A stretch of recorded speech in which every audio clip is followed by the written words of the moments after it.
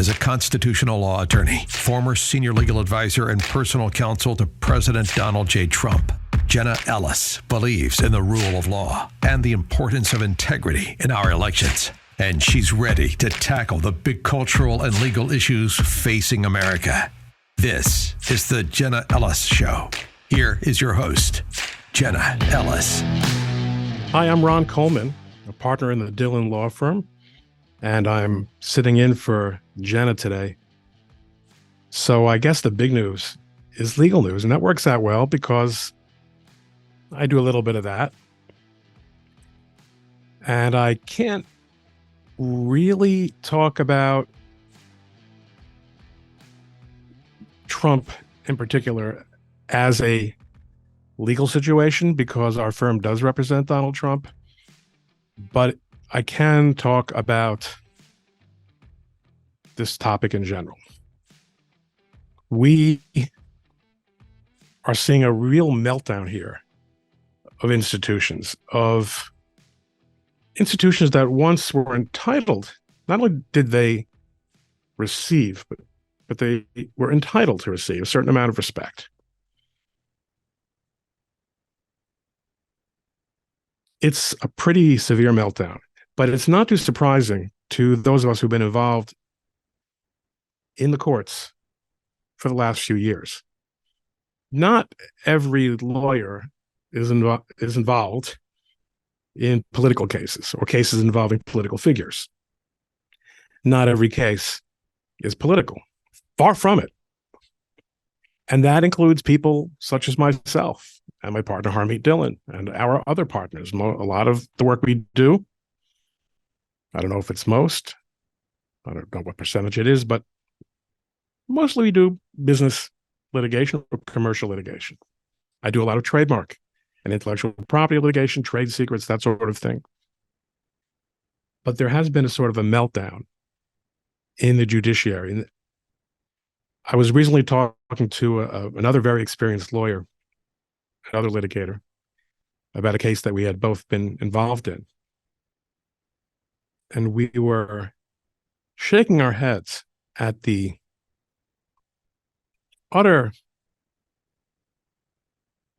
nonsensical nature of some of the rulings and some of the procedural tacks taken by the judge in the case. This is a very well-respected, very senior judge in a very prestigious federal court here in the island of Manhattan, where I'm speaking to you from where I am speaking to you today. And he said to me, he had mentioned earlier that he's now semi-retired. He's not doing much litigation work anymore. And he said, you know why I stopped doing litigation, Ron?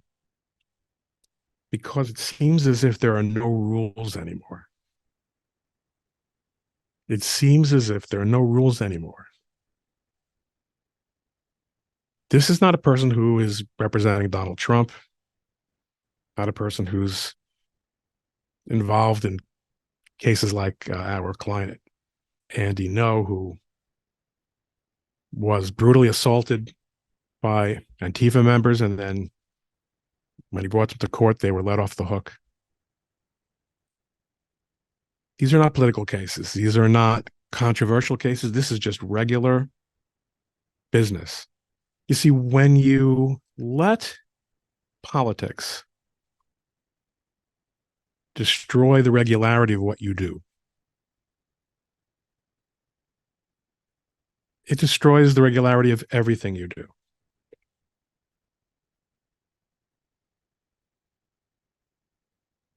And that's what we've seen across the system.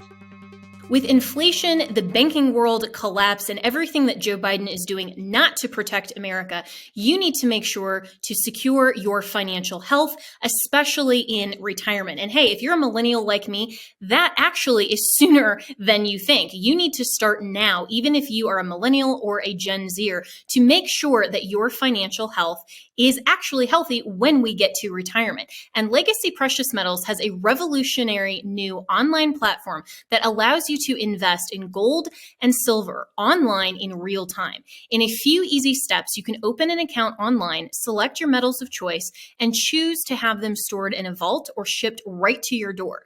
You'll have access to a dashboard where you can track your portfolio growth in real time anytime. You'll see transparent pricing on each coin and bar, and this puts you in complete control of your money.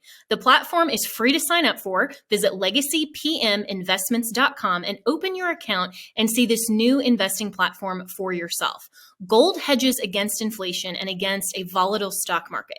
A truly diversified portfolio isn't just more stocks and bonds, but different asset classes. This brand new platform allows you to make investments in gold and silver, no matter how small or large, with just a few clicks. Visit legacypm.com to get started. You can download the free investor's guide, and you can also call Legacy PM Investments to talk to a portfolio expert to get expert answers to to customize your personal portfolio. So visit legacypminvestments.com to get started. Tell them that Jenna sent you. And it's very distressing that there are a lot of people who are not necessarily against Donald Trump. There are a lot of people who are not even that political, but who aren't particularly exercised or outraged over the abuse of the judicial system and the prosecution, the institution of government prosecutions as a whole. And not only against Donald Trump, but against the January 6th defendants, against Republicans, conservatives, people who speak out, people who are just in the wrong place at the wrong time. And you'll often hear them, and I'm not talking about far left wingers, radicals, but rather they are people who will shrug their shoulders and say, well, that's life in the big city. That's these people, they brought it on themselves. What do I care? I don't like Trump anyway. You're missing a point. The system has been allowed to become completely unhinged, and there are lots of reasons for it. Let me talk to you a little bit about the quality of judges. I don't want to put on rose-colored glasses. This has been a phenomenon for a long time, and I don't want to be unduly optimistic. Well, I don't mean optimistic, but unduly, as I say, rosy viewed about what judges were like in the past. There was a time, though, when to become a judge in the New York State court system, and certainly in the New York City courts, and I'm not talking about in the era of Tammany Hall when everything was bought and paid for, or even in the era of Judge Rosenman, who was a tremendous fixer in the 30s and 40s, who was a very close, he was a New York State court judge and a very close advisor to FDR, completely corrupt. These were terrible people. Even then, there was a sense that even people who acted corruptly would take some pains to hide their corruption, would take some effort to avoid being out there with just how crooked they were, or just how callous or biased they were.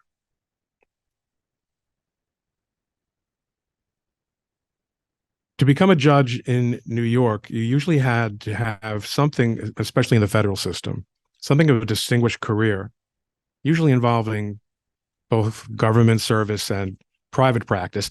And in private practice, it was a very common thing for someone to have done very well in a well-respected firm and basically not have to work anymore.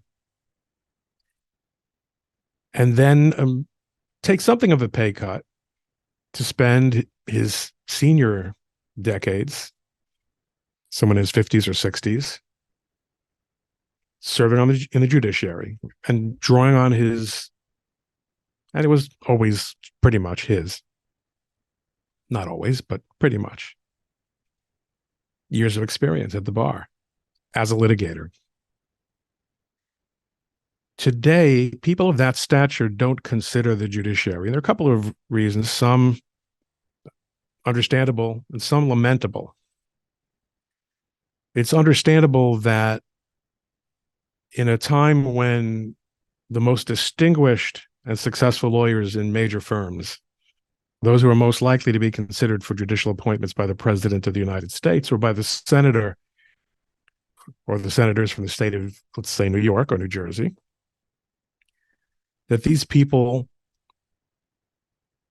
would be currently making literally 10 or more times more than a judge's annual salary.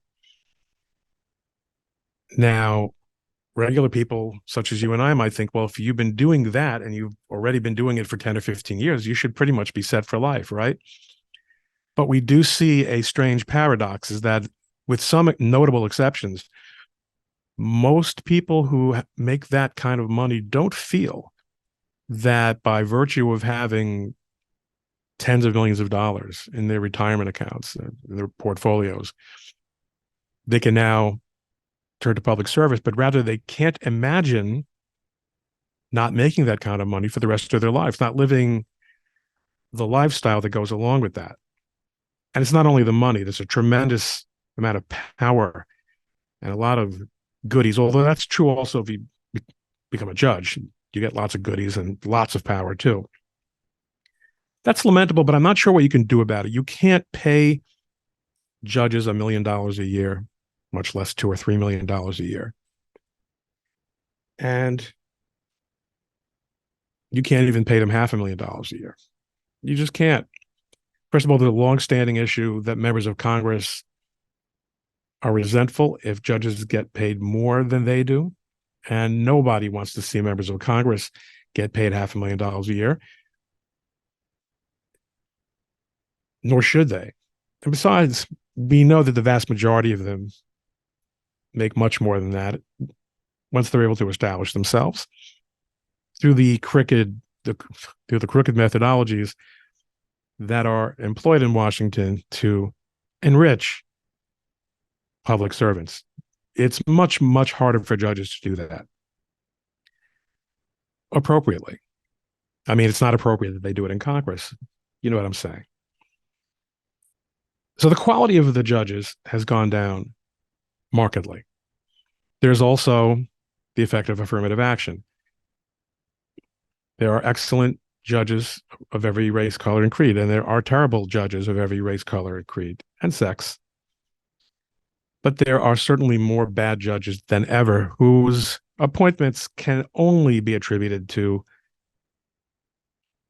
their melanin or their X and Y chromosomes.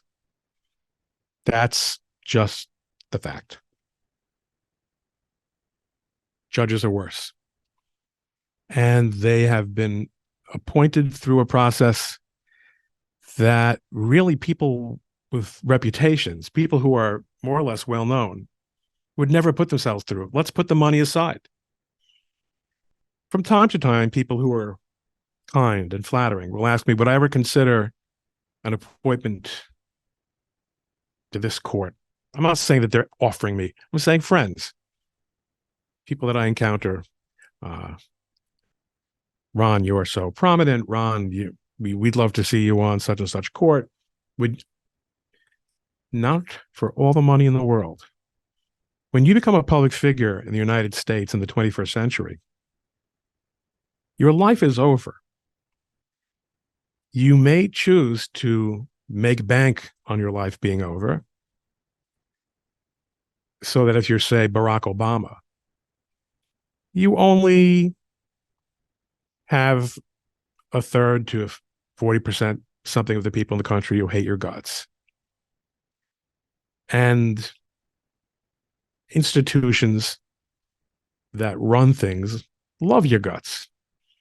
And you can get baloney jobs like a production contract at Netflix or something for hundreds of millions of dollars just for being you. That works out great for people like that. But at the lower levels, at the judicial appointment level, not everyone gets to be a former president. It's pretty wretched, and especially if you're a conservative. People will attack you, people will destroy you if they think it is necessary to achieve their political goals. Look what they did to Donald Trump's judicial nominees. Look what they did to Justice Thomas and continue doing to Justice Thomas. You'd have to be made of very, very stern stuff and very independently wealthy to even consider such an appointment. So the quality of the judiciary is much lower. And the judiciary is more sensitive than ever to public influence, to opinion. This is true on two levels. One is the obvious level that we would all understand, namely that you used to seldom read about legal cases in the newspaper. Only a very, very well-known case would be on the newspaper. Even fewer would be on the TV news or on the radio. So most people didn't have opinions about proceedings, about guilt or innocence. Nobody knew the names of judges. That wasn't necessarily better, but it was what it was. Today, you have live proceedings in certain state courts with play-by-play being announced by panels of learned legal scholars. I've participated in such panels myself a couple of times. It's kind of fun. People tweet about cases. They tweet about lawyers. They tweet about other lawyers.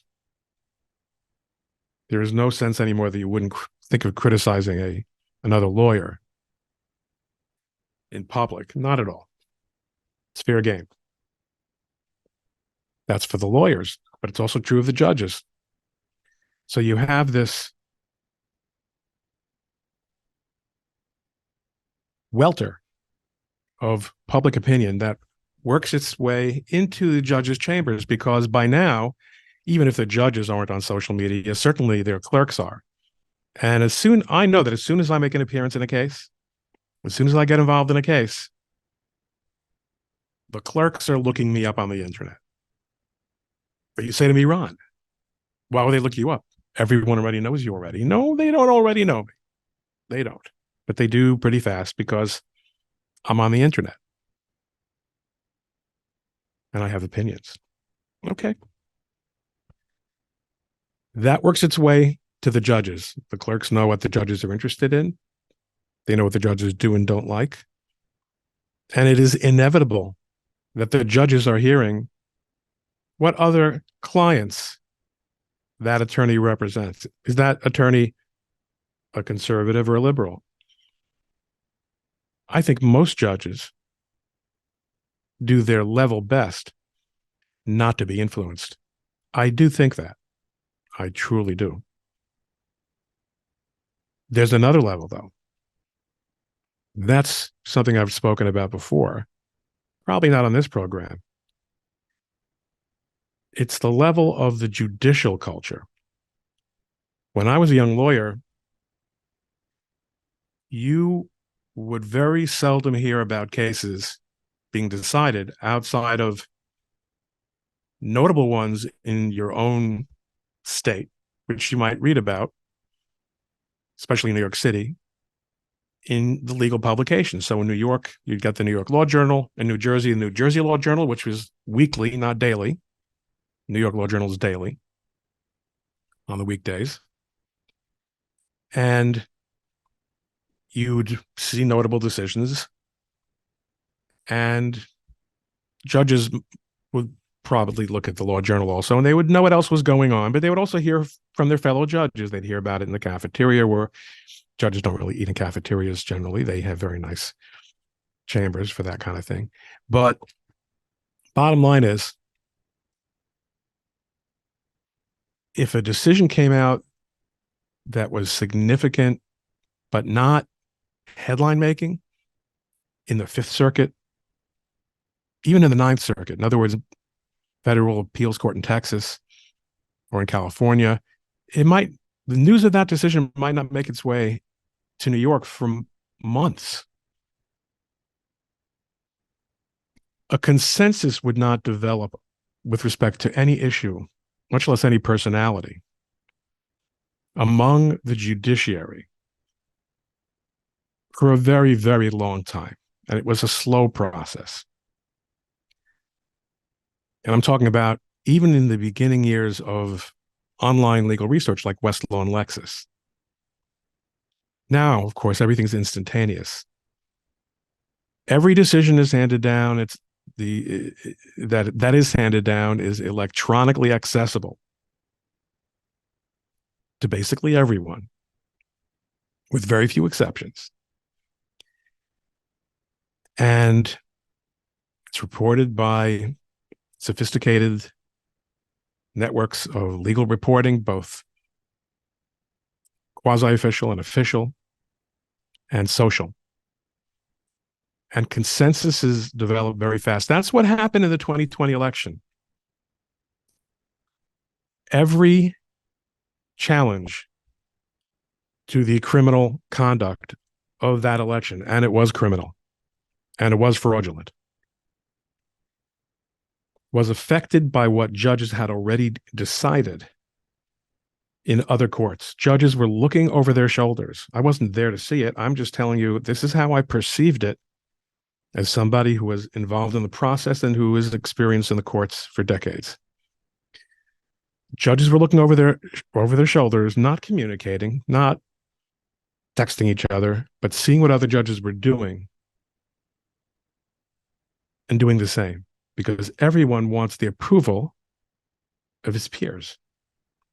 The same thing happened during the challenges to the lockdowns. Judges were just following one another. They don't tend to be any more brave than most people. They don't tend to be any more interested in alone against tyranny or injustice.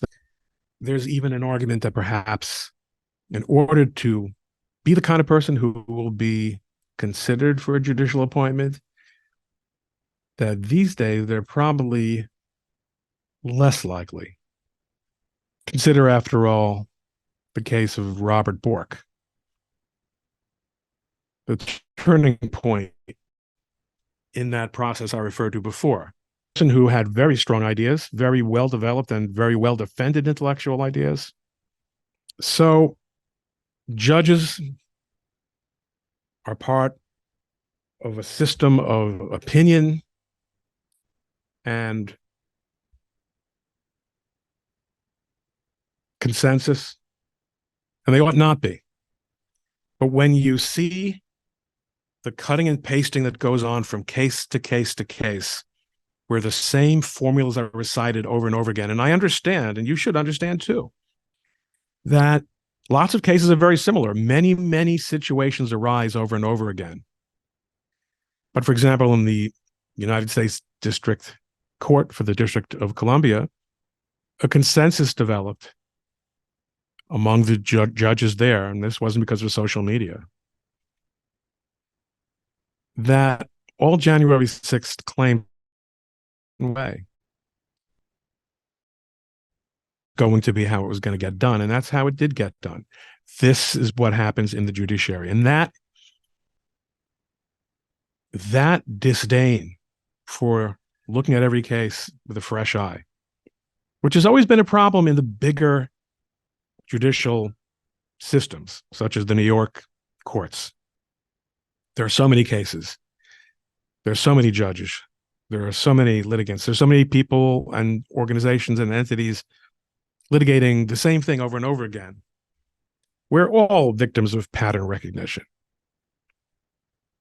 Justice is supposed to be better. The judicial system is supposed to be the justice system. It's not. And what we've also seen is an accretion of a very deep and very troubling culture among the prosecutor class of non-accountability. There's no downside. There's no discipline. There are no sanctions. Jobs are not lost. You can only fail upward. You're not rewarded for being a maverick. Mavericks are destroyed. You're rewarded for following the consensus. Just like in science, right? The consensus, remember the consensus. You can't rely on consensus anymore because consensus either doesn't exist, it's either fictionalized, or even if it's real, it's entitled to no deference whatsoever. So now we see Donald Trump convicted of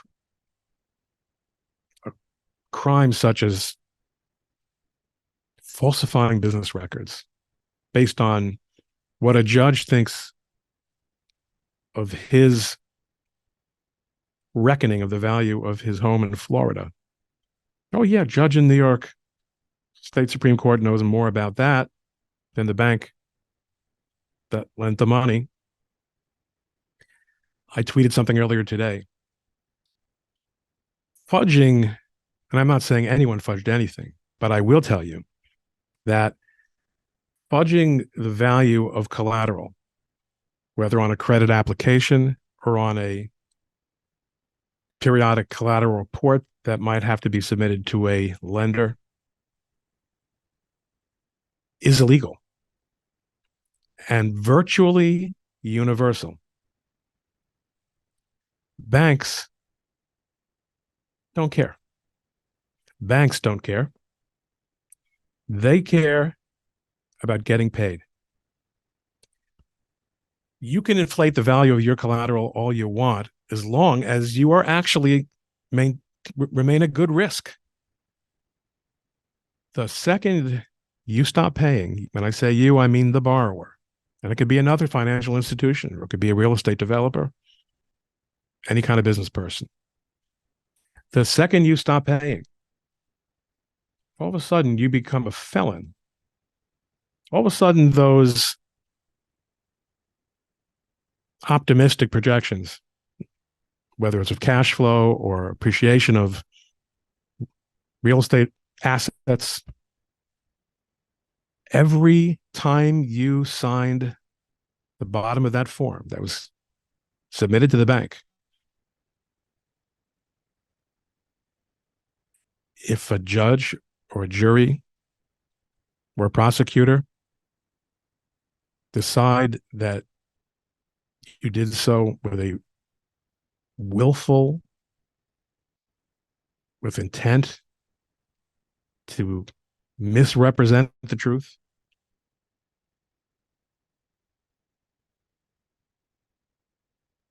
you are pinned like a beetle.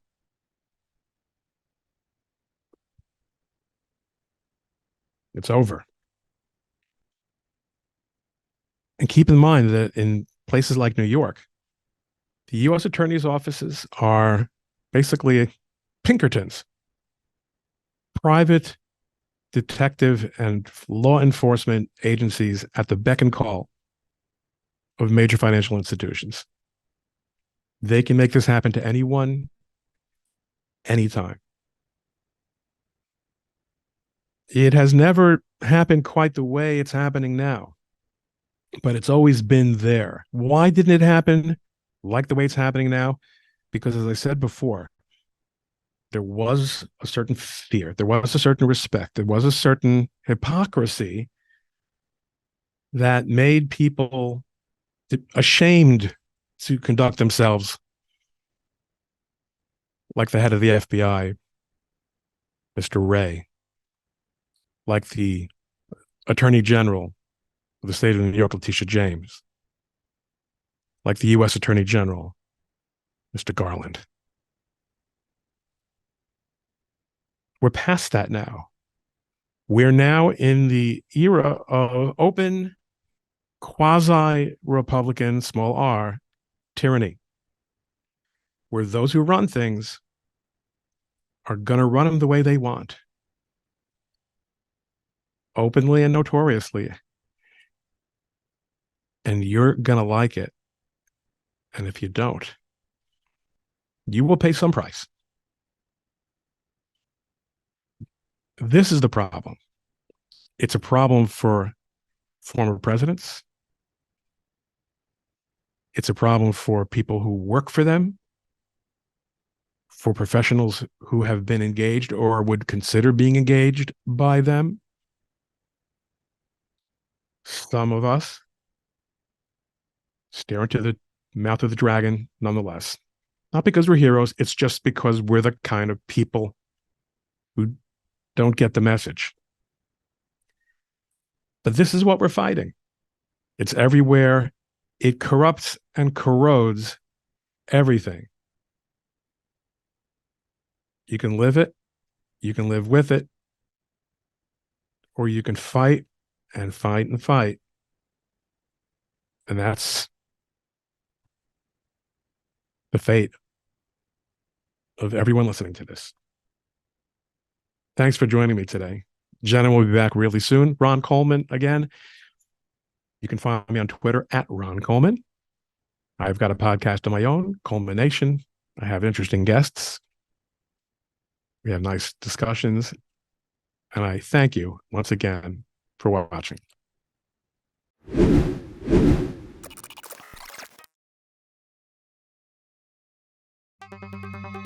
With inflation, the banking world collapse, and everything that Joe Biden is doing not to protect America, you need to make sure to secure your financial health, especially in retirement. And hey, if you're a millennial like me, that actually is sooner than you think. You need to start now, even if you are a millennial or a Gen Zer, to make sure that your financial health is actually healthy when we get to retirement. And Legacy Precious Metals has a revolutionary new online platform that allows you to invest in gold and silver online in real time. In a few easy steps, you can open an account online, select your metals of choice, and choose to have them stored in a vault or shipped right to your door. You'll have access to a dashboard where you can track your portfolio growth in real time anytime. You'll see transparent pricing on each coin and bar, and this puts you in complete control of your money. The platform is free to sign up for. Visit legacypminvestments.com and open your account and see this new investing platform for yourself. Gold hedges against inflation and against a volatile stock market. A truly diversified portfolio isn't just more stocks and bonds, but different asset classes. This brand new platform allows you to make investments in gold and silver, no matter how small or large, with just a few clicks. Visit legacypm.com to get started. You can download the free investor's guide, and you can also call Legacy PM Investments to talk to a portfolio expert to get expert answers to your to customize your personal portfolio. So visit legacypminvestments.com to get started. Tell them that Jenna sent you. On MyPillow's 20-year anniversary with over 80 million MyPillows sold, Mike Lindell wants to thank each and every one of you by giving you the lowest price in history on his MyPillows. You will receive a queen size MyPillow for only $19.98. The regular price is $69.98 and just $10 more for a king size. You'll receive deep discounts on all MyPillow products such as bed sheets, mattress toppers, pet beds, mattresses, my slippers, which I love, and so much more.